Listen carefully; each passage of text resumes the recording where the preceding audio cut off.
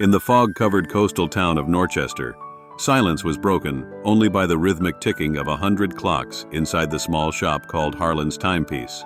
A familiar sound, yet tonight it echoed differently, as if time itself was warning of something terrible to come. The next morning, townsfolk discovered Mr. Harlan, the old clockmaker, dead on the floor of his shop. On the workbench lay a clock stopped exactly at 11:47, and beside it a half-burned note that read, "When the hands stop." No one could make sense of it. Was it a robbery gone wrong, a tragic accident, or a final message left behind by the dying man himself? Detective Elliot Graves arrived at the scene, a man known for his razor-sharp eye for details. He walked slowly through the room, scanning every inch. Dozens of clocks still ticked in perfect rhythm, except for one. Only one had stopped. And with a quiet, steady voice, Elliot murmured, "If time has stopped, who made it stop?"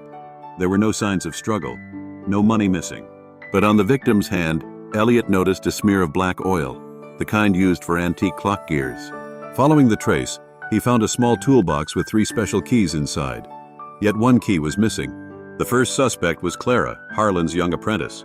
She said she had helped her teacher repair a rare pocket watch for a mysterious customer that night, then left at 10 p.m. But Elliot saw something strange, a faint streak of black oil under her fingernails, matching the one on Harlan's hand. When questioned, Clara smiled nervously. "It's just clock oil, detective. I helped him a little, that's all." Elliot didn't answer. The second suspect, Jonas, was a mechanic once employed by Harlan, fired 2 months ago for stealing parts. He denied any involvement, claiming he was at a tavern that night with witnesses to prove it. But Elliot knew Jonas was the only man in town skilled enough to open a lock without leaving a trace. There was Mrs. Morell, the old neighbor.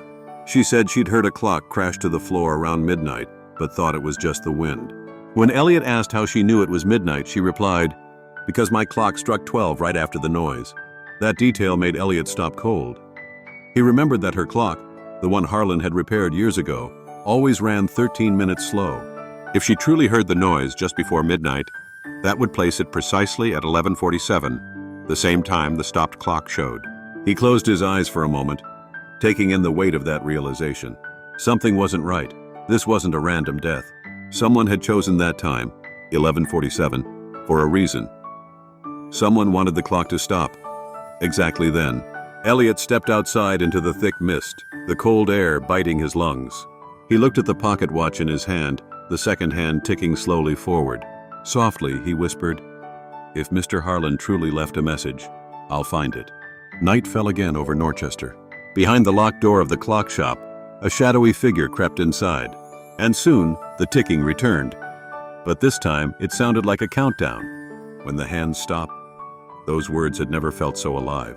Was this a failed robbery, or a message crafted by the victim himself?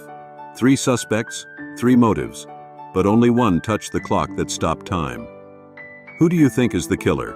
If you enjoy animated true crime mysteries, don't forget to subscribe to Mystery Detective Tales Animated True Crime, so you won't miss episode 2, The Hands of Lies. Join Detective Elliot Graves as he unravels the truth behind the clockmaker's secret. Because sometimes, even time itself can be a witness.